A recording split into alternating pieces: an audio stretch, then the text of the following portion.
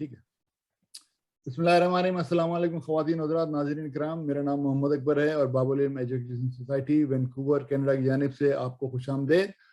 Programme with professor سید ناصر حسین ہاشمی صاحب میں آج یہ ہماری امامت کے موضوع پہ تیسری نشست ہے اور جس میں مولانا صاحب امامت کے موضوع پہ مزید گفتگو کریں گے.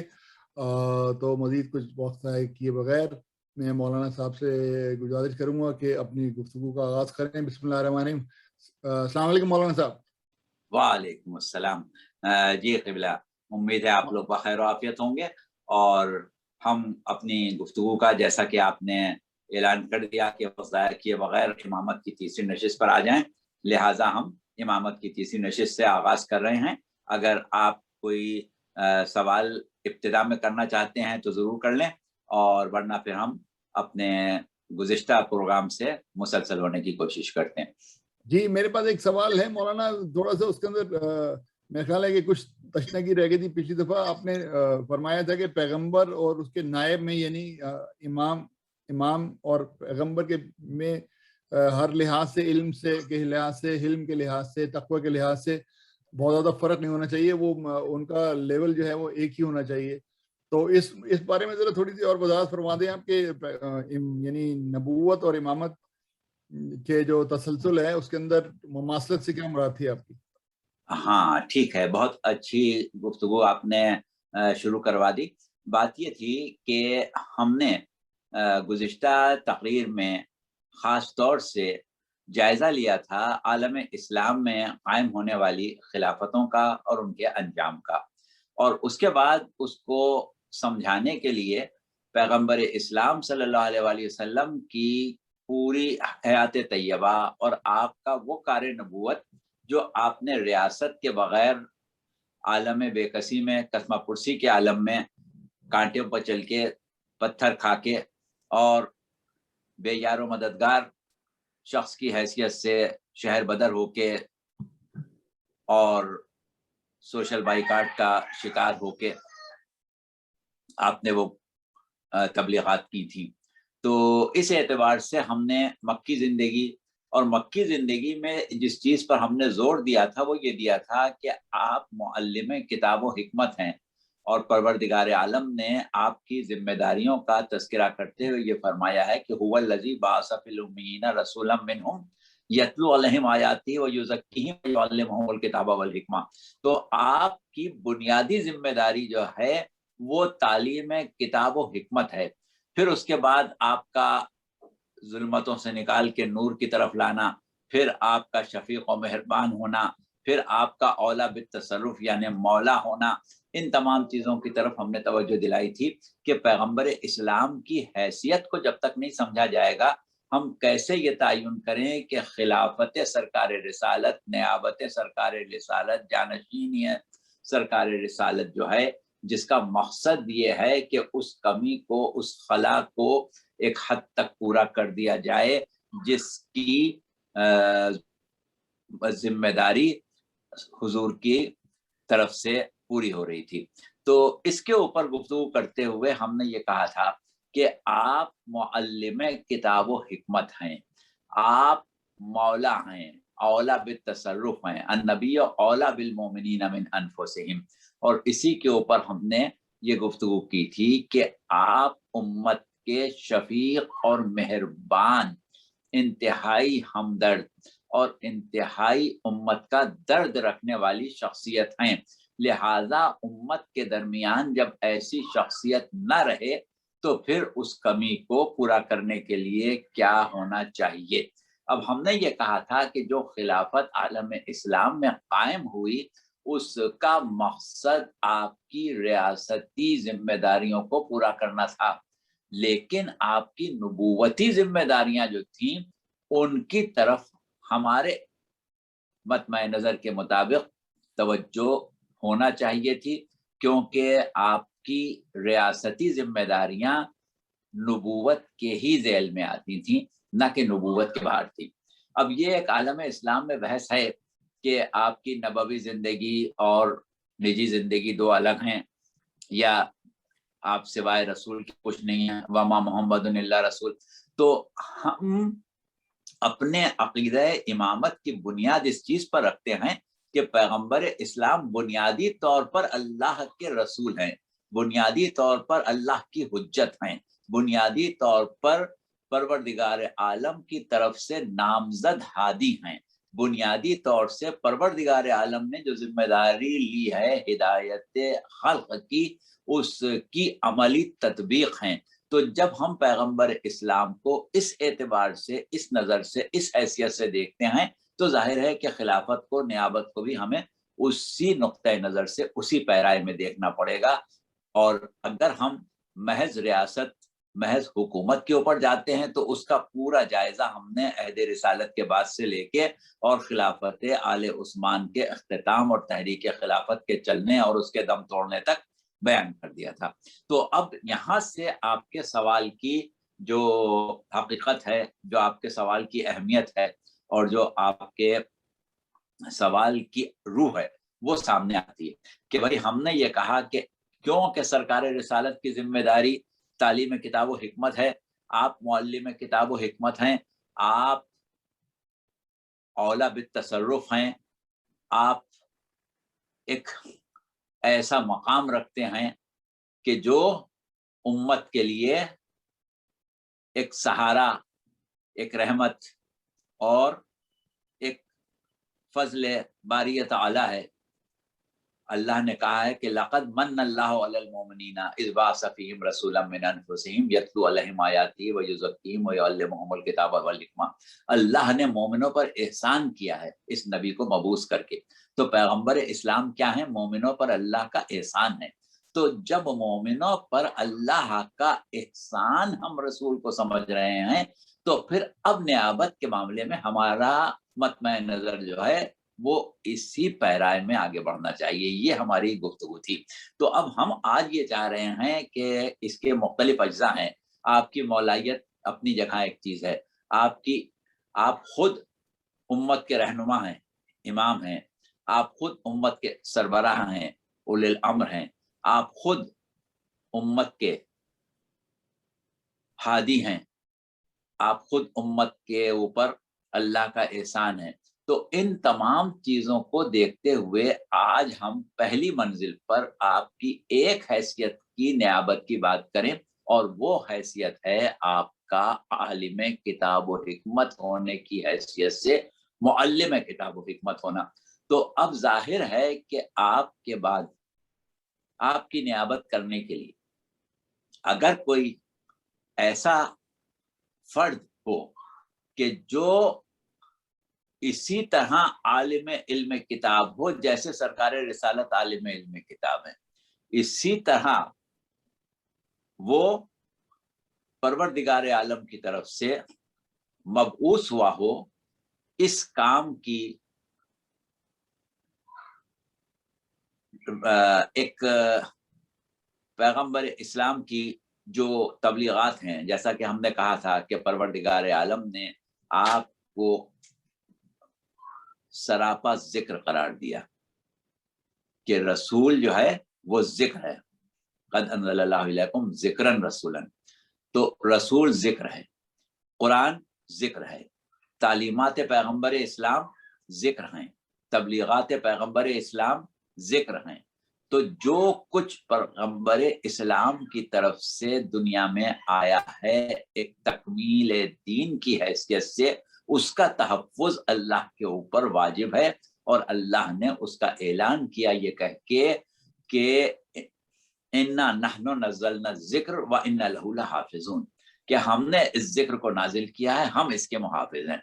तो इसको हम इसी तरीके से लेते हैं कि जैसे अल्लाह ने कहा कि इन्ना अलैना लल हुदा, हिदायत हमारे ऊपर वाजिब है, तो अल्लाह ने अंबिया और मुरसलीन भेजे और ऐलान कर दिया कि लक़द अरसलना रुसुलना बिल बय्यिनाति व अंज़लना माहुमुल किताब वल मीज़ान लियक़ूमन नासु बिल क़िस्त, कि हम ये चाहते हैं कि आलम इंसानियत अदालत पर कायम हो जाए, लिहाजा हम अंबिया, मुरसलीन और किताबें, मोजज़ात, मीज़ान हर शय नाजिल करते हैं। और इस तसलसल को हम उस वक्त तक जारी रखेंगे जब तक कि हमारा मकसद हासिल ना हो जाए। और मकसद क्या है? लियक़ूमन नासु बिल क़िस्त, कि عالم انسانیت عدالت پر قائم ہو جائے۔ تو اس اعتبار سے سرکار رسالت صلی اللہ علیہ وآلہ وسلم کے پیغام کی بقا کی ذمہ داری اللہ پر ہے۔ تو ایسی عملی تطبیق کہ جس کے ذریعے وہ پیغام ہمیشہ ہمیشہ تازہ باقی رہے۔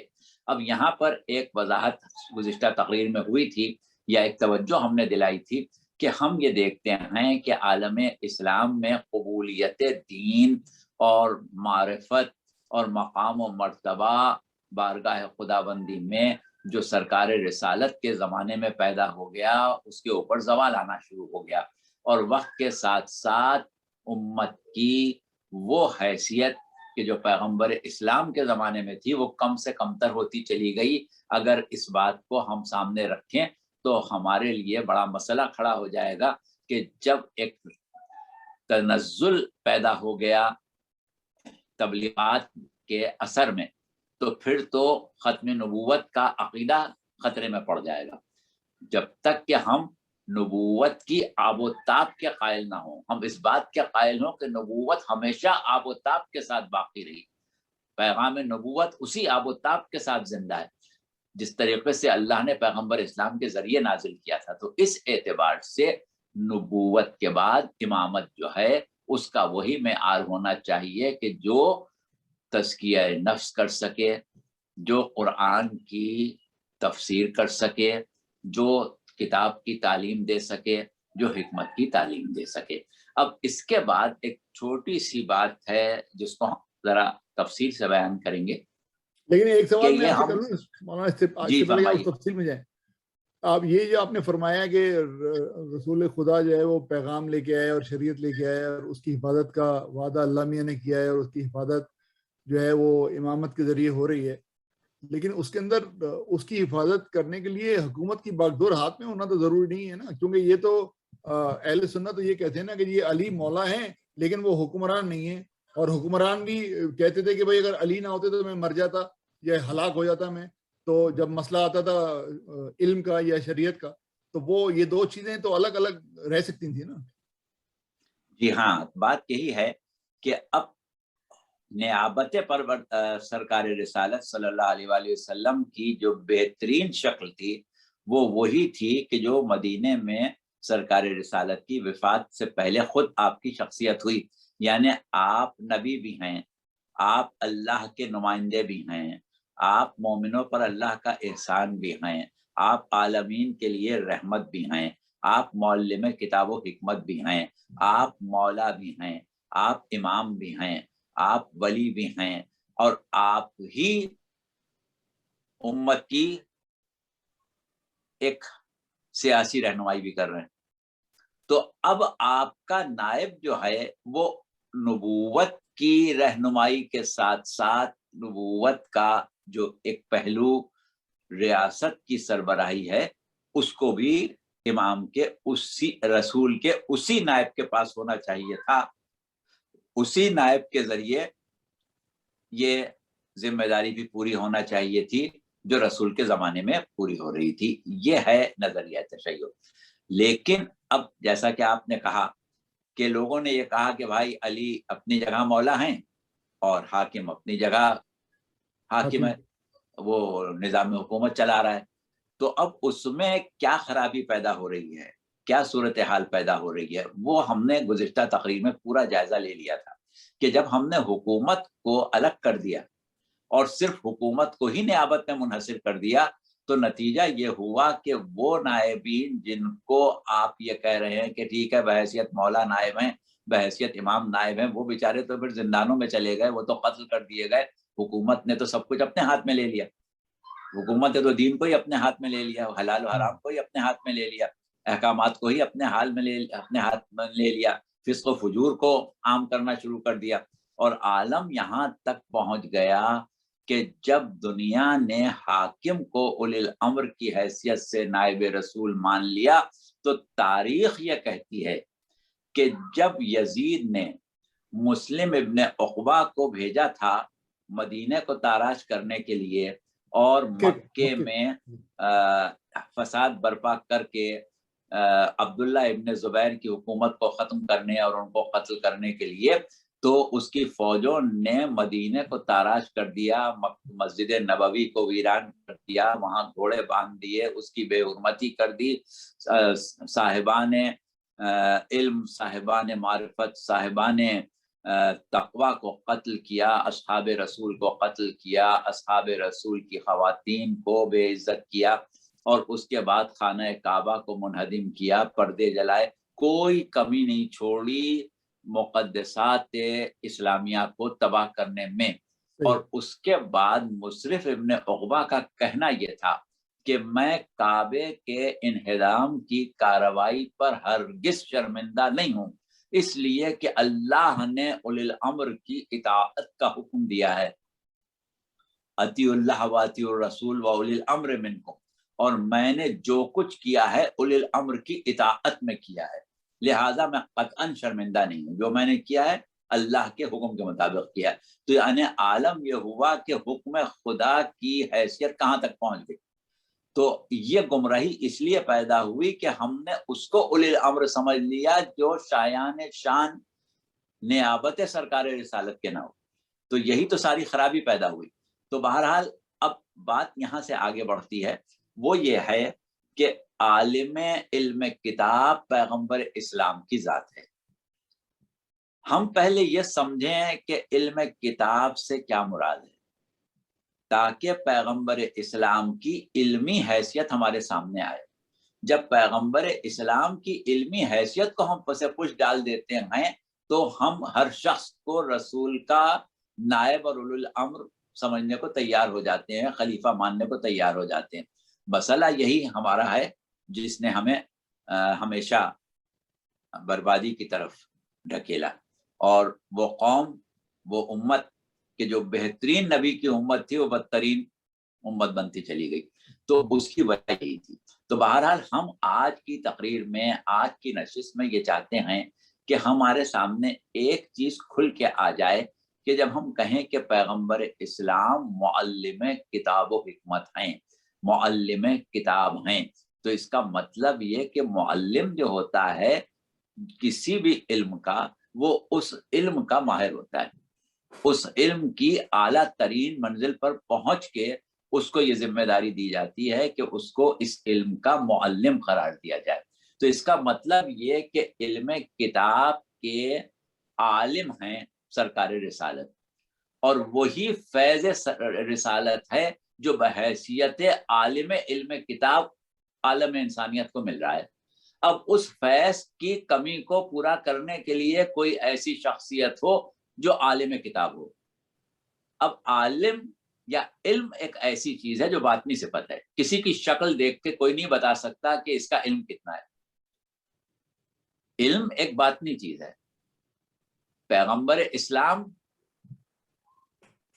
ایک ایسی شخصیت ہیں، ایک ایسی مقام، جگہ نبوت کی، ایک ایسی منزل نبوت ہے کہ اللہ نے جناب آدم کا جب ذکر کیا تو ان کو علم دینے کی بات کی، آدم کو اسماء کا علم، کل اسماء کا علم دیا۔ اسی طریقے سے پروردگار عالم نے دیگر انبیاء کو، جناب داؤد کو، جناب سلیمان کو، حضرت خضر کے علم کا ذکر کیا، بہت سے انبیاء کے علوم کا ذکر کیا کہ ہم نے ان کو علم دیا۔ لیکن ایک منزل علم وہ تھی جو سرکار رسالت کی تھی کہ آپ نے فرمایا انا مدینۃ العلم، میں علم کا شہر ہوں۔ یہ کسی نبی نے نہیں کہا کہ میں علم کا شہر ہوں سوائے سرکار رسالت کے۔ یعنی سرکار رسالت کی حیثیتوں میں ایک انتہائی اہم انفرادیت جو ہے وہ آپ کا صاحب علم کتاب ہونا ہے، صاحب علم حکمت ہونا ہے۔ جیسا کہ آپ نے کہا انا مدینۃ العلم، آپ نے کہا انا دار الحکمہ، کہ میں حکمت کا گھر ہوں، میں علم کا شہر ہوں۔ تو اب جب رسول کو ہم علم کے شہر کی حیثیت سے دیکھیں، رسول کو دار الحکمت کی حیثیت سے دیکھیں، تو پھر رسول کا نائب ہم کس کو بنانا پسند کریں گے، کس کو نائب کی حیثیت سے قبول کر سکتے ہیں کہ جو دار الحکمت کا نائب ہو سکتا ہو، جو مدینہ علم کا نائب ہو سکتا ہو۔ تو یہ ہے ہماری بنیادی چیز۔ اب ہم ایسا کرتے ہیں کہ آج علم کتاب کے اوپر تھوڑی سی بات کریں کہ علم کتاب ہے کیا. گفتگو کو بہت مختصر کر لیں کہ علم کتاب کیا ہے. تو دیکھیے قرآن کے علاوہ ہمارے پاس کوئی ذریعہ نہیں ہے جس سے ہم ایک صحیح تصور علم کتاب قائم کر سکیں. قرآن میں لفظ کتاب تقریباً 200-250 مرتبہ استعمال ہوا ہے. 27-28 دفعہ تو سورہ بقرہ میں ہی استعمال ہو گیا ہے. سورہ آل عمران میں بھی تقریباً 35 دفعہ استعمال ہو گیا ہے. پھر اس کے بعد سورہ نساء میں بھی 10-12 جگہ استعمال ہوا ہے. سورہ آل عمران میں بھی اسی طرح 10-15 جگہ, سورہ مائدہ میں, سورہ ابراہیم میں. غرض یہ کہ پورے قرآن میں اگر آپ جمع کریں تو لفظ کتاب, الکتاب, یہ لفظ جو ہے یہ 250 دفعہ تو کم سے کم استعمال ہوا ہوگا. اب ہمارے اس پروگرام میں, ان نشستوں میں اتنی گنجائش نہیں ہے کہ ہم یہاں پر وہ 200-250 آیتیں پڑھیں, لیکن ان آیتوں کا لب لباب اور نمونے کے طور پر 8-10 آیتیں ہم آپ کے سامنے رکھیں گے, جس سے ہم کم سے کم اس نتیجے پر پہنچ جائیں کہ لفظ علم کتاب جو ہے اس کا مفہوم کیا ہونا چاہیے, اور صاحب علم کتاب جو ہے اس کی علمی حیثیت کیا ہونا چاہیے, اور اس علمی حیثیت سے عالم انسانیت کو کس طریقے سے فیضیاب ہونا چاہیے, اور اس میں کس طریقے سے تا قیامت جب تک کہ, بلکہ کبھی بھی آپ کی نہ نبوت کا زمانہ ختم ہوگا, نہ کوئی دوسرا نبی آئے گا, نہ کوئی دوسری شریعت آئے گی, نہ کوئی دوسرے احکام آئیں گے, تو ایسی صورت میں آپ کا دیا ہوا علم, آپ کی ہوئی تبلیغات جو آپ کے علم کتاب پر مبنی ہیں, اس کی بقا کا انتظام آپ کی نیابت کی شکل میں کیسے کیا جائے. تو اب دیکھیے ہم اس کو ذرا سا واضح کر کے آپ کے سامنے رکھنے کی کوشش کرتے ہیں. تو صورت یہ ہے کہ ہم جلدی جلدی آیتیں قرآن سے نکال کے پڑھے دیتے ہیں جہاں پر لفظ کتاب آیا ہے. تو پہلے تو ہم ایک مختصراً جائزہ آپ کو بتا دیں کہ لفظ کتاب کے مفاہیم, جب ہم نے کہا کہ 200-250 جگہ استعمال ہوا ہے, ہر جگہ مفہوم کتاب ایک نہیں ہے. جیسے مثال کے طور پر آپ قرآن کھولتے ہیں اور پہلا جو سورہ بقرہ, سورہ الحمد کے بعد جو پہلا ہے, اس کو آپ شروع کرتے ہیں تو ابتدا کہاں سے ہوتی ہے؟ ذالک الکتاب لا ریب فیہ ھدی للمتقین, یعنی کتاب کے لفظ سے ہی آغاز ہو رہا ہے. اب وہاں پر لفظ کتاب جو ہے اس کے معنی عموماً قرآن کے لیے جاتے ہیں. ٹھیک ہے. اچھا, اس کے بعد ہم اور آگے بڑھیں تو ہم یہ دیکھتے ہیں کہ کبھی لفظ کتاب کے معنی نامہ اعمال کے ہیں, کبھی تقدیر کے ہیں, کبھی قرآن کے ہیں, کبھی کتب و صحف آسمانی کے ہیں, کبھی علوم غیب کے ہیں, کبھی علم الہی کے ہیں, کبھی اختیارات کے ہیں, کبھی معجزات کے ہیں اور کرامات کے ہیں, کبھی احکام کے ہیں, کبھی اسرار و رموز تقدیر کے ہیں, کبھی اس قسم کی گفتگو کرتے کرتے علم کتاب جو ہے وہ وہاں تک پہنچ جاتا ہے کہ جہاں پر ہم بندگان خدا کی وہ کرامات اور وہ اختیارات تکوینی جو پروردگار عالم نے ان کو دیے ہیں, اس کے لیے بھی لفظ کتاب یا علم کتاب استعمال کیا ہے. تو اس اعتبار سے ہم کچھ آیتیں نمونے کے طور پر پڑھ کے سنائے دیتے ہیں, کیونکہ اب ایک ایک آیت کو ہم تقریر میں اس طرح کریں جیسے تقریر میں آیت پڑھی جاتی ہے تو پھر وہ لمبا وقت ہو جائے گا. ہم جلدی جلدی آپ کو پڑھ کے سنائی دیتے ہیں. جیسے مثال کے طور پر ہم دیکھتے ہیں کہ قرآن میں ایک ہم نے آیت آپ کے سامنے پڑھ دی, ذالک الکتاب لا ریب فیہ ھدی للمتقین, یہاں مراد قرآن لی جا رہی ہے. اچھا, اس کے بعد سورہ رات کی 39ویں آیت ہے, اس میں کیا کہا؟ یمحو اللہ ما یشاء ویثبت وعندہ ام الکتاب, اللہ جس چیز کو چاہتا ہے باقی رکھتا ہے اور جس چیز کو چاہتا ہے محو کر دیتا ہے, اور ام الکتاب اسی کے پاس ہے. یہاں پر کتاب, ام الکتاب, ان تمام چیزوں سے جو مراد آ رہی ہے وہ ہے تقدیر. اچھا, اسی طریقے سے جیسا کہ ابھی ہم نے آیت پڑھی تھی لقد ارسلنا رسولنا بالبینات، وہاں پر وانزلنا معهم الکتاب والمیزان لیقوم الناس بالقسط، اب رسولوں کا ذکر ہے، تمام رسولوں کا ذکر ہے. آسمانی کتابیں سب رسولوں پر نازل نہیں ہوئی، لیکن یہاں پروردگار عالم کہہ رہا ہے کہ سب رسولوں کے ساتھ ہم نے کتاب بھیجی. تو ظاہر ہے کہ وہ کتاب آسمانی کتاب نہیں ہے، بلکہ وہ خصوصی علوم ہیں جو پروردگار عالم نے انبیاء و مرسلین کو عطا کیے. اچھا، اسی طریقے سے وما من غائبۃ فی السماء والارض الا فی کتاب مبین، یہ آیت جو ہے اس میں علم غیب کو کتاب کہا گیا. اسی طریقے سے جب ہم کہتے ہیں کہ پروردگار عالم نے علم الہی خصوصی علوم انبیاء کو دیے، تو وہاں پر ایک آیت ملتی ہے ہمیں کہ پروردگار عالم نے جناب یحییٰ سے کہا تھا کہ یحییٰ خذ الکتاب بقوت، کہ اے یحییٰ کتاب کو پوری مضبوطی سے پکڑ لو. اب ظاہر ہے کہ جناب یحییٰ صاحب کتاب نہیں ہے، آپ پر کوئی آسمانی کتاب نازل نہیں ہوئی تھی. یہ آپ کا کتاب کا پکڑنا اور اس کے بعد یہ کہنا کہ وآتیناہ الحکمہ صبیہ، کہ ہم نے ان کو بچپن میں حکمت عطا کر دی تھی، یہ علم لدنی ہے. اسی طریقے سے لفظ کتاب پروردگار عالم نے جناب عیسیٰ کے لیے جو استعمال کیا ہے، وہاں سے ہم یہ دیکھتے ہیں کہ اب علم کتاب کا لفظ جو ہے وہ کرامات کے لیے استعمال ہو رہا ہے. جیسے جناب عیسیٰ جب پیدا ہوئے اور لوگوں نے حضرت مریم سے سوال کیا، تو جناب عیسیٰ نے اس کے جواب میں کیا کہا تھا کہ انی عبداللہ آتانی الکتاب وجعلنی نبیہ، میں اللہ کا بندہ ہوں، کتاب لایا ہوں اور نبی قرار دیا گیا ہوں. اب دیکھیے ابھی حضرت عیسیٰ پیدا ہوئے، انجیل تو بعد میں نازل ہوئی، ابھی تو انجیل نازل نہیں ہوئی ہے نا. اور وہ کہہ کے آ رہے ہیں میں کتاب لے کے آیا ہوں، کتاب لے کے آیا ہوں. تو ظاہر ہے کہ ابھی کتاب کوئی وہ ہاتھ میں لے کے نہیں پیدا ہوئے تھے، اور نہ ہی ابھی انجیل کا نزول شروع ہوا تھا، لیکن وہ اپنی طرف لفظ کتاب کی نسبت دے رہے ہیں.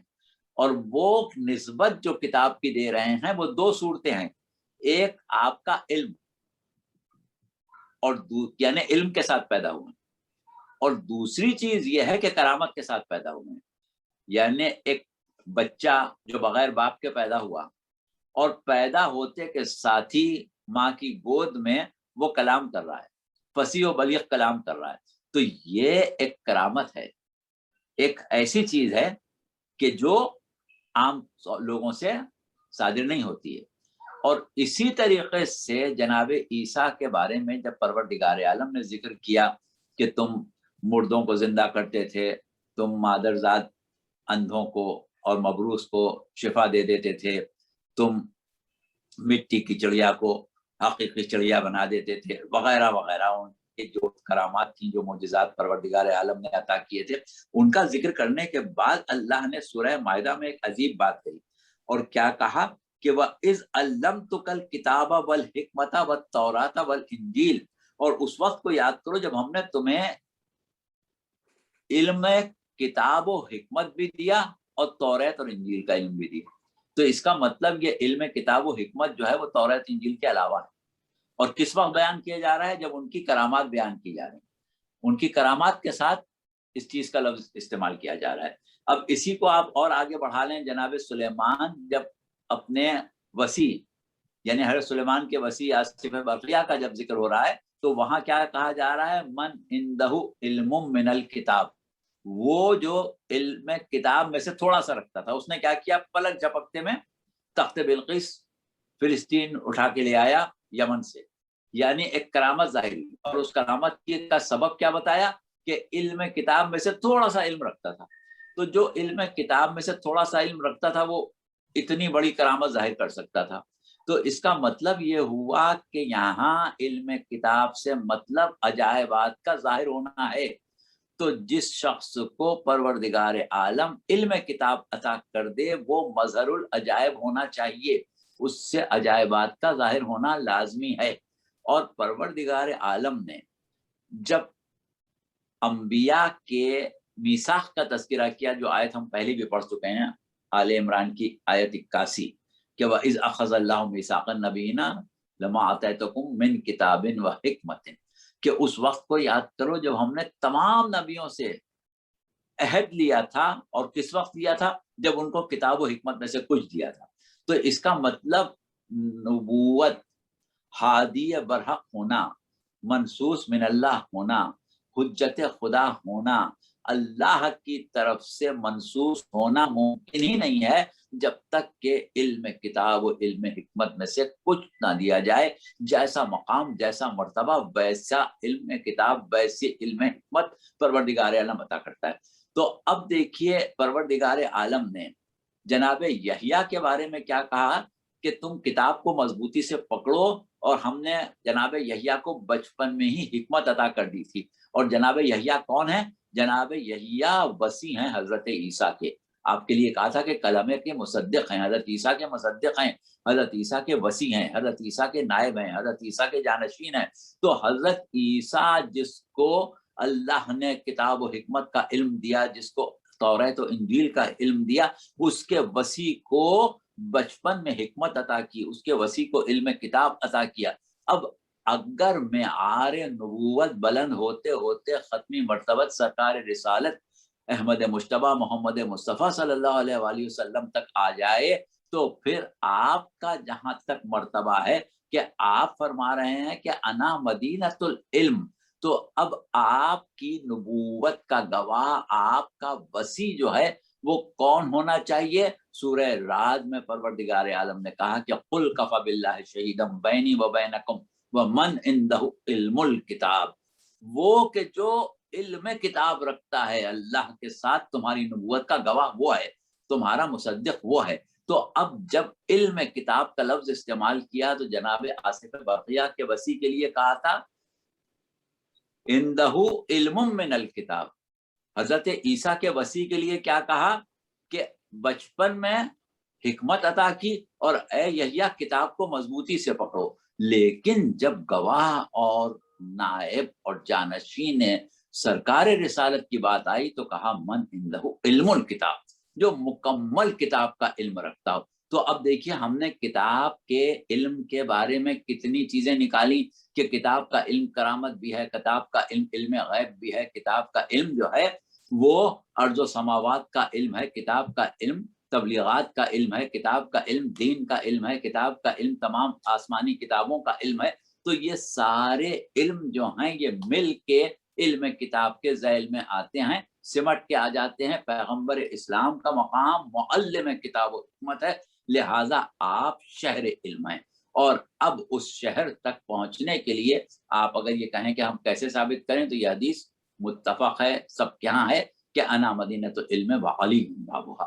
تو یہاں تک ہم نے بات کتاب علم کے اوپر کی۔ اب آپ کچھ اور بات کرنا چاہیں تو کریں۔ میری بات سن لیے، میری بات یہ تو آپ نے جتنا بھی استدلال اپنا پیش کیا نا، اس پہ کسی کو ڈسپیوٹ نہیں ہے کہ رسول اللہ جو ہیں وہ علم کتاب کے کامل عالم ہیں، اور حضرت علی جو ہیں وہ ان کے نائب ہیں اور علم کے شہر کا دروازہ ہیں۔ اس پہ کسی کو اعتراض نہیں ہے اس بات کے اوپر۔ لیکن میں ابھی جو شیعوں کا مقدمہ ہے نا کہ علی کا حق مار لیا گیا، علی کا حق مار لیا گیا، میں آپ ہی کے استدلال سے اس کو بالکل یعنی کہ چوپٹ کر دیتا ہوں۔ ابھی آپ نے فرمایا کہ رسول اللہ نے اس بات کی ضمانت لی ہے کہ وہ علم کی اور قرآن کی اور کتاب کی حفاظت کرے گا، لیکن اس میں کہیں یہ نہیں لکھا ہوا ہے کہ اللہ جو ہے وہ رسول کی حکمرانی کا جو 10 سال کا دور تھا اس کی بھی حفاظت کرے گا تا قیامت تک۔ اور اگر اس کی حفاظت اللہ کی ضمانت اللہ میاں نے لی ہوتی تو پھر علی سے ان کا کوئی حق چھین نہیں سکتا تھا۔ پھر تو اللہ نے بھی اس بات کی ضمانت نہیں لی تھی کہ علی کو ان کا حق ملے گا ان دا سینس آف حکومت۔ میری بات سمجھ رہے ہیں؟ دیکھیے بات یہ ہے کہ عالم ہونے کا حق کوئی نہیں چھین رہا۔ اہل سنت ابو بکر عمر سب نے مانا ہے علی کو عالم، اور آج تک سب مانتے ہیں، غامدی تک مانتا ہے عالم۔ لیکن حکمرانی کا حق جو تھا علی کا، اس کی ضمانت اللہ میاں نے بھی نہیں لی، کیونکہ اگر لی ہوتی تو ان سے کوئی حق نہیں چھین سکتا تھا علی کا۔ دیکھیے بات یہ ہے کہ اللہ نے ضمانت جو لی وہ تبلیغات پیغمبر اسلام کی بقا کی لی۔ اچھا، جیسے اللہ نے ضمانت ہدایت کی لی اور انبیاء کو مبعوث کیا، تو کیا انبیاء کی امتوں نے بہت آسانی کے ساتھ انبیاء کو ان کے کار تبلیغات کرنے کا موقع دے دیا؟ کیا انبیاء اطمینان سے وہ کام کر کے چلے گئے؟ بالکل نہیں ہوا. یعنی اللہ کی ضمانت اس بات کی ہے کہ وہ اپنی طرف سے جو کام اس کا ہے وہ کر دے گا.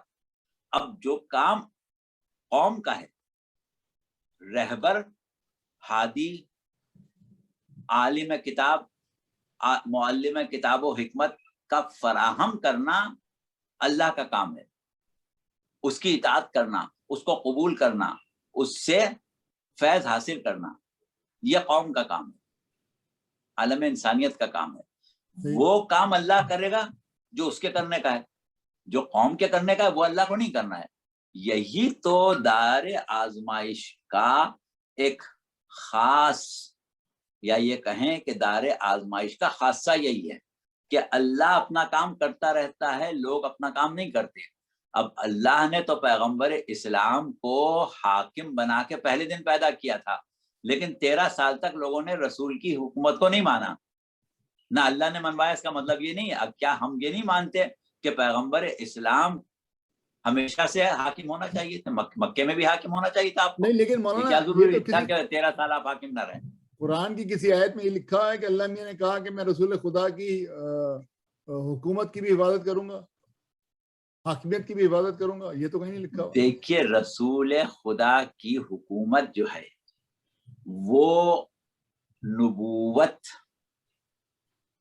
اور عالم انسانیت میں آپ کا امتیاز، آپ کی خصوصیات اور آپ کی وہ صلاحیتیں کہ جو اور کسی میں نہیں ہیں، ان تمام چیزوں نے عقلی طور پر استحقاق حکومت کو پیدا کر دیا ہے. دیکھیے، کوئی بھی انسان یہ نہیں کہتا کہ باصلاحیت کے ہوتے ہوئے بے صلاحیت کی قیادت قبول کر لو. یہ ایک عقلی معاملہ ہے. پیغمبر اسلام کو اصولی طور پر تو پہلے دن سے حاکم ہونا چاہیے تھا. 13 سال تک لوگوں نے حاکم نہیں مانا، لیکن اس کا مطلب یہ نہیں ہے کہ سرکار رسالت اہل نہیں تھے. سرکار رسالت یقیناً اہل تھے. قوم اہل نہیں تھی، قوم عارف نہیں تھی. جب قوم کا ایک اتنا بڑا حصہ یا اتنی بڑی اکثریت اس قابل ہو گئی کہ آپ کی معرفت اس نے حاصل کی اور وہ یہ سمجھنے لگی کہ پیغمبر اسلام کو ہی ہمارا سربراہ حکومت بھی ہونا چاہیے، تو آپ نے حکومت قبول کی. جیسا کہ ہم نے گزشتہ تقریر میں مثال دی تھی کہ جب کافروں نے آپ سے کہا کہ اے محمد حکومت لے لو، تو آپ نے حکومت نہیں لی جبکہ آپ حکومت کے اہل تھے. تو بات کیا تھی کہ آپ حکومت کے اہل تھے، لیکن وہ کافر اس بات کے اہل نہیں تھے کہ پیغمبر جیسا حاکم ان پر حکومت کرے. مولانا میری بات سنیں نا، ایک منٹ میری بات سنیں. بھائی جب رسول خدا آئے، میں جب کینیڈا میں آیا تو کینیڈا کو یہ تھوڑی پتا تھا کہ میری کیا قابلیت ہے. مجھے اپنی قابلیت منوانی پڑے گی نا. رسول اللہ نے 40 سال تک اپنی قابلیت منوائی، اس کے بعد 13 سال تک اور انہوں نے اس کی قابلیت کو منوایا. جب لوگ سمجھ گئے بھائی میرے پہ وہی تھوڑی آئے گی کہ یہ رسول اللہ ہیں جب آئیں گے، وہ اپنی قابلیت، اپنا علم، اپنا وہ جب بتائیں گے، دکھائیں گے تو ہی میں ان کو رسول مانوں گا نا. میں پہلے دن سے کفار مکہ کس طرح، میری بات سنیے، پہلے دن سے کفار مکہ، میری بات سن لیجیے، پہلے دن سے کفار مکہ رسول اللہ کو رسول اور حاکم کس طرح مان لیتے؟ ان پہ وہی تھوڑی آ رہی تھی کہ یہ رسول خدا ہے اور خاتم النبیین ہے. پہلے دن سے یا آخری دن تک نہیں مانا. سوال یہ ہے کہ ماننے کے لیے یا نہ ماننے کے لیے جواز ہوتا ہے. پیغمبر اسلام کو صادق مانا، پیغمبر اسلام کو امین مانا، 40 سال تک منوایا نا آپ نے. جب انہوں نے ثابت کیا تو مانا نا. ٹھیک ہے، وہی ہم کہہ رہے ہیں. جب سرکار رسالت نے اعلان نبوت کرنے سے پہلے یہ کہا کہ اے قوم، اگر میں تم سے یہ کہوں کہ اس پہاڑ کے پیچھے ایک لشکر ہے جو تمہارے اوپر حملہ کرنے آ رہا ہے تو تم مانو گے؟ ان کا بالکل مانیں گے. کیوں مانیں گے؟ اس لیے کہ پیغمبر اسلام کی حیثیت جو تھی وہ مانی جا چکی تھی. اب سوال یہ، ہاں جی ہاں صحیح کہہ رہے ہیں نا آپ. ہمارا کہنا یہ ہے کہ جب آپ یہ کہہ رہے ہیں کہ اللہ نے ذمہ داری نہیں لی، تو اللہ نے ذمہ داری اسی لیے نہیں لی کہ اللہ تو عارف رسول تھا، اللہ کو تو پہلے دن سے معلوم تھا، اسی نے خلق کیا تھا، اللہ سے تو کوئی بات چھپی ہوئی نہیں تھی کہ جب رسول کچھ کر کے دکھائیں گے تو اللہ کو پتہ چلے گا، ایسا تو نہیں ہے، نہیں ہے، اللہ صحیح کو ہے، تو معلوم ہے۔ جب صحیح ہے، اللہ کو معلوم ہے تو اللہ نے تو پہلے دن سے لائق حکومت بنایا تھا، لیکن امت کو مجبور نہیں کیا، ان کے اوپر جبر نہیں کیا، ان کو موقع دیا کہ وہ رسول کو سمجھیں، رسول کو پہچانیں۔ اب صحیح 13 سال موقع دیا، اسی طریقے سے اللہ نے امام کی حکومت کی ذمہ داری نہیں لی ہے، امام کے منسوس کرنے کی ذمہ داری لی ہے، امام کو پیدا کرنے کی ذمہ داری لی ہے، امام کو امت کے درمیان بھیجنے کی ذمہ داری لی ہے، نہ یہ لی ہے کہ عوام اس کو مان بھی لے۔ جیسا کہ ابھی ہم نے کہا کہ پیغمبر اسلام نے اس وقت تک حکومت کو قبول نہیں کیا جب تک کہ لوگوں کو حضور کی معرفت نہیں ہو گئی، یعنی ایک مسلم معاشرہ قائم ہوا تو رسول نے حکومت قبول کی، کافر معاشرے پر حکومت نہیں کی۔ امام کا بھی یہی اسوہ ہے کہ وہ مومن معاشرے پر حکومت کرے گا، غیر مومن معاشرے پر امام بھی حکومت نہیں قبول کرے گا، اس لیے کہ جب امت خود امام کو حاکم نہ مانے، امت خود امام سے استفادے کو تیار نہ ہو، جس طرح کافر رسول سے حکومت نہیں مانگ رہے، کو حکومت قبول نہیں کر رہے تھے یا رسول کی حیثیت کو مانے بغیر حکومت دے رہے تھے، تو آپ نے نہیں لی۔ اسی طرح سے اگر امام کو لوگ پہچان لیں اور یہ سمجھیں کہ یہی لائق حکومت ہے، اسی کی حکومت سب سے بہتر ہے، تو امام حکومت قبول کرے گا، ورنہ نہیں کرے گا۔ تو اللہ نے تو لائق حکومت بنایا، اللہ کا کام حکومت کے لائق بنانا تھا، نہ کہ تخت پہ بٹھانا تھا۔ تخت پہ بٹھانا یا اس کو بحیثیت بادشاہ، بحیثیت سربراہ قبول کروا لینا، یہ جبر اللہ کے یہاں نہیں تھا۔ تو اس اعتبار سے جو آپ کا سوال ہے اس کا جواب یہی ہے کہ پروردگار عالم نے صلاحیت، اہلیت اور اس کی ایک ایسی حیثیت پیدا کر دی کہ جو شایان شان ہے اس بات کے کہ وہ قیادت بھی کرے۔ اب لوگ اس کی قیادت قبول نہ کریں تو اللہ زبردستی نہیں قبول کروائے گا۔ صحیح، ٹھیک ہے۔ اچھا چلیں، ابھی آپ نے یہ وراثت علمی کو قرآن سے جس طرح آپ نے ثابت کیا، اتنی ساری آیت، آپ نے کہا کہ 250 زیادہ قرآن کے اندر آیتیں بھی ہیں کہ اس کا ذکر بھی ہے، تو وہ یہ جو جس طرح قرآن میں ثابت کیا گیا نا وراثت علمی کو اور وراثت نبی کو، وہ تو بہت جرنلسٹک فارم میں دیا گیا نا، ہر ایک آدمی اس کو قبول نہیں کرے۔ ابھی آپ نے کہا کہ اور وہ تمہارا گواہ ہے جس کے پاس کتاب کا کل علم ہے، ایسے ہی ہے نا کچھ؟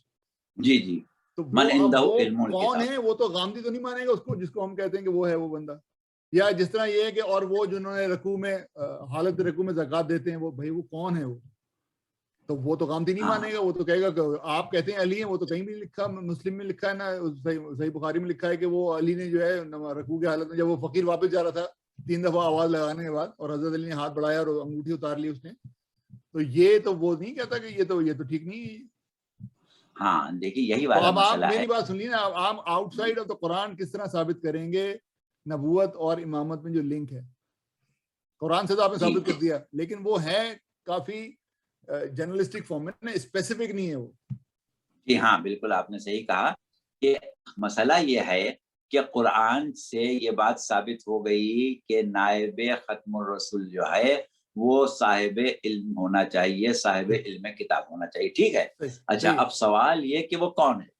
اگر وہ لوگ کہ جو امیر المومنین علیہ السلام کے صاحب علم کتاب ہونے کو یا تو قبول نہ کریں یا قبول کرنے کے بعد بھی یہ کہیں کہ کوئی ضروری نہیں ہے کہ وہ حاکم ہوئی ہوں، تو ایسی صورت میں ہمیں یہ ثابت کرنا پڑے گا کہ جو آیتیں ہم نے پڑھی ہیں اس کا مصداق وہ ہے جس کو ہم مصداق سمجھ رہے ہیں، ٹھیک ہے۔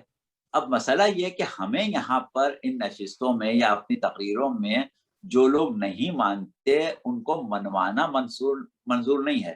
ہمارا مقصد یہ نہیں ہے کہ سب شیعہ ہو جائیں، ہمارا مقصد صرف یہ ہے کہ جو تشیع کو نہیں سمجھتے وہ سمجھیں کہ شیعہ کس بنیاد پر اس بات کو مان رہے ہیں۔ تو وہ تو ہم نے بنیاد پیش کر دی. اب وہ یہ کہے کہ صاحب ہم اس بنیاد کو نہیں مانتے, بسم اللہ, نہیں مانو, ہمیں اس سے کوئی اعتراض نہیں. لیکن سوال یہ کہ وہ یہ نہیں کہہ سکتا کہ تم کیوں مانتے ہو. ایک بات تو یہ ہوگی. اچھا, دوسری چیز جو ہے وہ یہ ہے کہ اگر ہم تھوڑی دیر کے لیے اپنے اس دعوے کو واپس لے لیں کہ من عندہ علم الکتاب سے مراد علی ابن ابی طالب علیہ السلام نہیں ہے, چلیے نہیں ہے. قرآن تو ایک ایسے فرد کی بات کر رہا ہے نا کہ جو اللہ بھی نہیں ہے, رسول بھی نہیں ہے, صاحب علم کتاب ہے اور پیغمبر اسلام کا مصدق اور ان کا گواہ ہے. تو چلیے حضرت علی نہیں ہے. اب آپ کسی اور کا نام لے لیں, ٹھیک ہے, آپ نے کسی کا نام لے لیا. تو اب ہم جب یہ کہتے ہیں کہ علی ہیں تو پھر ہم اس کے لیے علی کی صفات سامنے لائیں گے, علی کے لیے جو پیغمبر اسلام نے مدینۃ العلم کا باب کہا اس کو سامنے لائیں گے, علی کا نے جو ممبر سلونی کو ممبر پر بیٹھ کے کہا سلونی مجھ سے سوال کرو اس کو سامنے لائیں گے, اور اس قسم کی چیزوں کو سامنے لائیں گے. تو ظاہر ہے وہ بھی اس کو بھی لانا چاہیے. اب اگر وہ اپنے استدلال سے علی کے علاوہ کسی اور کا عالم علم کتاب ہونا ثابت کر دے, بے شک چاہے ہم کو قائل نہ کر پائے, کم از کم خود قائل ہو جائے. ہم نہیں کہتے کہ وہ ہم کو بھی کنوینس کر دے, خود تو کنوینس ہو جائے. اگر وہ خود اپنے استدلال سے مطمئن ہو جاتا ہے, اس کا ضمیر قبول کر لیتا ہے, بسم اللہ, وہ مان لے, اس کو ہمیں کوئی اعتراض نہیں. لیکن اس بنیاد پر مانے جو ہم بنیاد بتا رہے ہیں, یہ مقصد ہے. اور دوسری چیز ایک یہ ہے کہ دیکھیے پیغمبر اسلام صلی اللہ علیہ وآلہ وسلم نے اپنی پوری حیات طیبہ میں, جیسا کہ ہم نے پہلی تقریر میں کہا تھا, کہ کردار امامت جو ہے وہ عہد رسالت میں ہی شروع ہو جاتا ہے. بہت سے امور ایسے ہوتے ہیں کہ جو امت پر فرض ہوتے ہیں. پیغمبر اسلام صلی اللہ علیہ وآلہ وسلم کی ذات جو ہے وہ نمونہ عمل ہے. آپ کا اسوہ امت کے لیے عمل ہے, کے لیے نمونہ ہے. ہم سے پوچھیں نماز کیسے پڑھیں, ہم کہیں گے جیسے رسول نے پڑھی. ہم سے پوچھا جائے روزہ کیسے رکھیں, ہم کہیں گے جیسے رسول نے رکھا. ہم سے پوچھا جائے کہ فلاں کام کیسے کریں, ہم کہیں گے جیسے رسول نے کیا. اس لیے کہ رسول کا ہی عمل معیار ہے, کسوٹی ہے, کہ کسی چیز کے صحیح ہونے کو ہم کیسے پہچانیں, کیسے دعویٰ کریں کہ یہ بات بالکل صحیح ہے, یہ کام بالکل صحیح ہے, ایسے کریں گے رسول نے کیا. یعنی رسول کا اسوہ جو ہے اس کو ہم بنیاد بناتے ہیں. اچھا, اب بعض امور ایسے ہیں کہ جو امت کو کرنا چاہیے لیکن رسول کر کے دکھا نہیں سکتے. دیکھیے رسول نماز پڑھ کے دکھا سکتے ہیں, رسول حج کر کے دکھا سکتے ہیں, رسول معاملات کر کے دکھا سکتے ہیں, رسول جہاد کر کے دکھا سکتے ہیں. لیکن مسئلہ کہاں پر آ رہا ہے کہ امت پر واجب ہے کہ رسول کی معرفت حاصل کرے. اب رسول خود اپنی معرفت حاصل کر کے بتائیں گے. امت پر واجب ہے کہ رسول کی نصرت کرے, رسول کی مدد کرے. رسول خود اپنی مدد کر کے بتائیں گے کہ ایسے مدد کرو. امت پر واجب ہے کہ رسول سے مودت رکھے. امت پر واجب ہے کہ رسول کی اطاعت کرے. اب اطاعت کا معیار کوئی اطاعت کرنے والا ہی دکھا سکتا ہے, خود رسول تو اپنی اطاعت نہیں کر سکتے نا. تو یہ کردار امامت عہد رسالت میں ہی شروع ہو جاتا ہے کہ امام کا کام ہے کہ رسول کی ایسی اطاعت کرے, امام کا کام ہے کہ رسول کی ایسی نصرت کرے, امام کا کام ہے کہ رسول کی ایسی حفاظت کرے, امام کا کام ہے کہ رسول سے ایسی محبت کرے, امام کا کام ہے کہ رسول کی ایسی معرفت رکھے کہ لوگوں کے لیے امام نمونہ بن جائے رسول سے محبت کا. پیغمبر اسلام نے فرمایا کہ یا علی, اللہ کو کسی نے نہیں پہچانا سوائے میرے اور تمہارے, مجھ کو کسی نے نہیں پہچانا سوائے اللہ کے اور تمہارے, اور تم کو کسی نے نہیں پہچانا سوائے اللہ کے اور میرے. تو اب اللہ نے رسول کو پہچانا, ہمیں کیسے معلوم ہو اللہ نے کیسے پہچانا؟ ہم انسان ہیں, اللہ کی طرح تو ہم نہیں پہچان سکتے. ہم کسی انسان کی طرح کوئی اپنا آئیڈیل, اپنی مثال بنا سکتے ہیں. ہم کہیں گے علی نے رسول کو کیسے پہچانا, یعنی امام نے رسول کو کیسے پہچانا. علی نے رسول کی کیسے نصرت کی, یعنی امام نے علی کی کیسے نصرت کی. علی نے امام کی کیسے اطاعت، رسول کی کیسے اطاعت کی. تو یہ امام کا کردار جو ہے امامت کو عہد رسالت میں ہی شروع ہو جاتا ہے. اسی لیے تو ہم خلافت بلا فصل کے قائل ہیں کہ کوئی بیچ میں فصل تھوڑی آتی ہے. امام کی کا وجود، امام کا کردار تو عہد رسالت میں ہی شروع ہو گیا.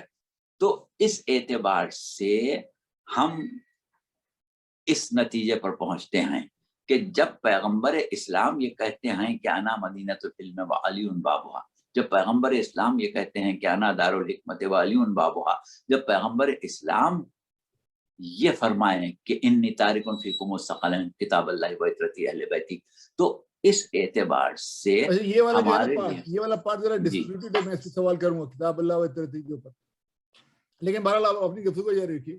سوری میں نے آپ کو انٹرپٹ کر دیا، میرے پاس سوال ہے. جی ہاں، دیکھیے بات یہی ہے، آپ نے جو ایسا کہا کہ یہاں پر لوگوں میں اختلاف ہو گیا. مسئلہ یہ ہے کہ اختلاف اگر ہوا تو اختلاف عقلی ہے یا خالی لفظی ہے. شاید آپ کا اشارہ حدیث ثقلین کے عثمان کی طرف ہو. ابھی وہاں نہیں گیا ہوں میں. ابھی آپ اپنی یہ جو گفتگو تھی جاری کی، اس میں میرا ایک سوال ہے. آپ نے کہا نا کہ رسول اللہ نے کہا کہ جی جی، تو ہم یہی کہہ رہے ہیں جی جی ہاں کہ رسول نے جب اپنے آپ کو مدینہ علم کہا تو فوراً تعارف کرایا اس وجود کا کہ جو رسول کی عدم موجودگی میں استفادہ علوم رسول کا ذریعہ بن سکے.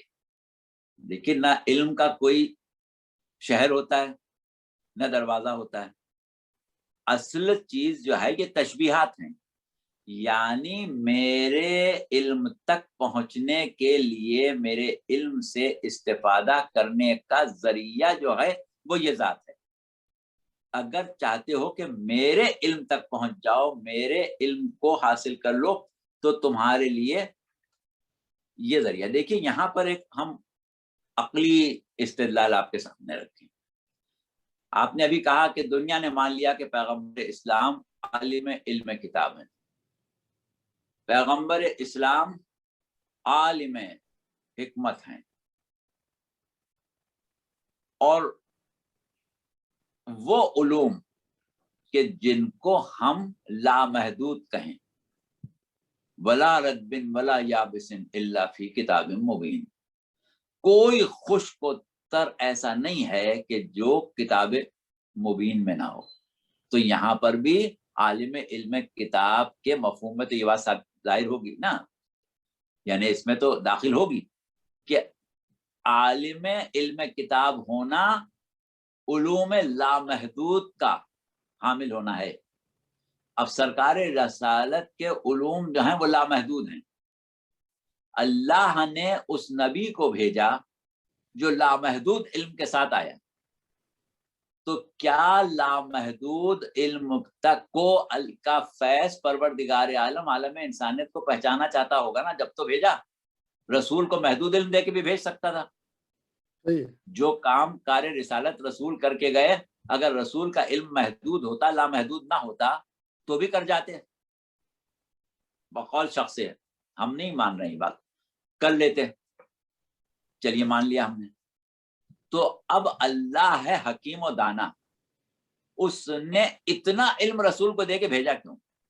اگر اس کا فیض عالم انسانیت کو نہیں پہنچانا تھا، اور اگر پہنچانا تھا تو اب ہمارا ایک سوال ہے آپ سے بھی کہ یہ بتائیے کہ سرکار رسالت جب دنیا سے تشریف لے گئے تو وہ 22-23 سال جس میں آپ نے تعلیم کتاب و حکمت دی تھی، ان 22-23 سالوں میں عہد رسالت کے ایک ایک فرد نے یا کم سے کم اکثریت نے وہ تمام علوم سیکھ لیے جو پیغمبر اسلام لے کے آئے تھے. اب کوئی علم باقی نہیں تھا، سب سیکھ گئے. وہ علم جو تھا منتقل ہو گیا عالم انسانیت میں، پورا کا پورا جو رسول لائے تھے نہیں ہوا. اگر منتقل نہیں ہوا تو رسول لے کے واپس چلے گئے. جو علم لائے تھے وہ اپنے ساتھ لے گئے. نہیں مولانا، وہ بحث علم کی نہیں ہے. بحث علم کی بحث نہیں، علم کی بحث نہیں. علم علی کے علم کا تو کوئی ممکن نہیں ہے نا. بحث یہ ہے غدیر میں رسول اللہ نے کہا من کن تو مولا فہذا علی مولا. رسول اللہ نے یہ کیوں نہیں کہا کہ من کن تو حاکم و فہذا علی حاکم, یا من کن تو بات خلیفہ یہ و علی ہے کہ خلیفہ؟ لفظ مولا استعمال کیا, ٹھیک ہے. مولا کا لفظ کائے سے بنا ہے؟ ولی سے. اس زمانے میں جس کو حکومت دی جاتی تھی اس کے لیے لفظ ولی ہی استعمال کیا جاتا تھا. خلیفہ اول نے عہدہ خلافت سنبھالنے کے بعد یہ کہا کہ مجھ کو لوگوں نے تمہارا ولی بنا دیا ہے. اسی طریقے سے جب خلیفہ دوم قاتلانہ حملے میں زخمی ہوئے تو انہوں نے بار بار یہ بات کہی تھی کہ اگر فلاں زندہ ہوتا تو میں اس کو تمہارا ولی بنا دیتا, اگر فلاں زندہ ہوتا تو میں اس کو تمہارا ولی بنا دیتا. تو یہاں ولی بنانے سے مطلب کیا تھا؟ حاکمی بنانے کی بات ہو رہی تھی. وہ جو خلافت ملوکیت میں تبدیل ہو گئی وہ تو اس کے بعد ہوئی نا, جب بادشاہ ہو گیا حاکم, جی خلیفہ بادشاہ ہو گیا. اس سے پہلے خلیفہ ولی ہی ہوتا تھا, یعنی تعلیمات اسلامی میں بادشاہ نہیں ہوتا تھا, صحیح, ولی ہی ہوتا تھا, وہی حاکم ہوتا تھا. چلیے 1 گھنٹے سے زیادہ ہو گیا. یہ آخری سوال ہے میرے پاس, وہ آپ نے بھی ذکر کیا حدیث ثقلین کا, تو اس کے اندر تو ہمارا شیعوں کو تو یہ کہنا ہے نا کہ بھئی کتاب اللہ و اطرتی, کہ میں تمہارے بیچ میں قرآن اور اپنی اطرت چھوڑ کے جا رہا ہوں. اہل سنت کہتے ہیں کہ وہ ایکچولی تھا کتاب اللہ و سنتی. تو اب یہ تو ڈسپیوٹ ہو گیا نا سنت کا بات اور یہ اطرت. ہے کہ اہل سنت کی تمام کتابوں میں کتاب اللہ و اطرتی ہی لکھا ہے. ہاں ایک مقام ہے جہاں کتاب اللہ و سنتی لکھا ہے, مگر سوال یہ ہے کہ سنت جو ہے وہ کوئی ایسی چیز نہیں ہے, ایسی ٹھوس چیز نہیں ہے جس کو چھوڑ کے جایا جا سکے. اس کی مثال آپ یہ لیں کہ سنت کیا ہے؟ تعلیمات حیات ہے, زندگی کے بہترین اصول ہیں, زندگی کی ایک روش ہے جو کہ علم ہے. زندگی کی روش کا علم جو ہے وہ سنت ہے. سنت میں کوئی ادھر ادھر کی چیز نہیں ہے, وہ مکمل زندگی جو بارگاہ خداوندی میں مقبول ہے, جیسی زندگی اللہ انسان کے لیے چاہتا ہے, اس کا علم ہے سنت. اب علم ایک ایسی چیز ہے کہ جس کو چھوڑا نہیں جا سکتا جب تک کہ اس کے حاملان نہ چھوڑے جائیں. یعنی اگر آپ ہم سے یہ کہیں کہ صاحب میں چاہتا ہوں کہ علم فلسفہ ہمیشہ باقی رہے, کیا کروں؟ تو کوئی آپ کو یہ مشورہ دے گا کہ علم فلسفے کو صندوق میں بند کر کے قفل لگا دو؟ ہر شخص یہی کہے گا کہ جناب آپ ایسے علماء پیدا کریں کہ جو فلسفے کے عالم ہوں. جب تک دنیا میں فلسفے کے علماء زندہ ہیں فلسفہ زندہ ہے. آپ کہیں میں علم ریاضی کو چھوڑ کے جا رہا ہوں, میں بہت بڑا عالم تھا علم ریاضی کا, اب میں تو دنیا سے جا رہا ہوں, علم ریاضی چھوڑ کے جا رہا ہوں, تو آپ کہیں گے, ہم کہیں گے کہ بھائی علم ریاضی آپ کیسے چھوڑ کے جا سکتے ہیں؟ یہ بتائیں کہ جتنے بڑے آپ عالم تھے, جیسا فیض ریاضی آپ سے حاصل کیا جا سکتا تھا, ویسے عالم آپ نے چھوڑے ہیں کہ نہیں چھوڑے؟ تو اب کیا ہوا کہ پروردگار عالم نے اسی چیز کا اعلان کیا سورہ فاتر میں, ثم اورثنا الکتاب الذین اصطفینا من عبادنا, ہم نے اپنے بندوں میں سے کچھ کو مصطفیٰ کر کے علم کتاب کا وارث بنا دیا. اب علم کتاب کے وارث جب تک ہیں علم کتاب زندہ, اور جب تک علم کتاب زندہ ہے تبلیغات پیغمبر اسلام کی آبوتاب زندہ ہے. کوئی زوال نہیں آئے گا, کوئی دوسرے نبی کی ضرورت نہیں پڑے گی, کیونکہ آپ کی اپنی تبلیغات زندہ ہیں, آپ کی تبلیغات جو ہیں وہ باقی نہیں. تو اس اعتبار سے وراثت علمی جو ہے وہ افراد کی شکل میں ہر حال میں ضروری ہے, چاہے آپ لفظ سنت چھوڑنے کی بات کریں, چاہے اطرت کی بات کریں, چاہے اور کوئی لفظ استعمال کریں, بات وہیں پہنچے گی. آپ حاملان علم چھوڑ گئے, حاملان سنت چھوڑیں, حاملان تعلیم چھوڑیں, حاملان تبلیغات چھوڑیں, تو سنت چھوڑی جائے گی. ایسے خالی سنت کہاں چھوڑ دیں گے.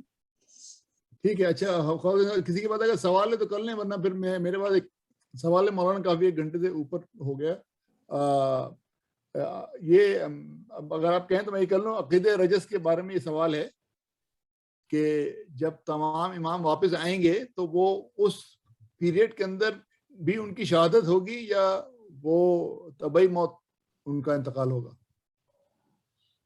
یہ اس میں تھوڑا بہت بعض جگہ اشتباہ ملتا ہے, اختلاف ملتا ہے, لیکن ایک ہمارے پاس یہ ہے مستند اور کافی مضبوط چیز ہے رجت میں واپس آنے والے لوگوں کے لیے, کہ جو اپنی زندگی میں شہید ہو گئے تھے ان کو اگر رجت کی زندگی ملی تو اس میں طبیعی موت مریں گے, اور جو زندگی میں شہید نہیں ہوئے تھے طبیعی موت مرے تھے وہ رجت میں شہید ہوں گے. تو یہ ایک بنیادی چیز الگ ہے. البتہ ہمارے پاس باقی ائمہ کو شہید کیے جانے کی روایات نہیں ملتی سوائے امام زمانہ کے, باقی ائمہ کے لیے نہیں ملتی ہیں.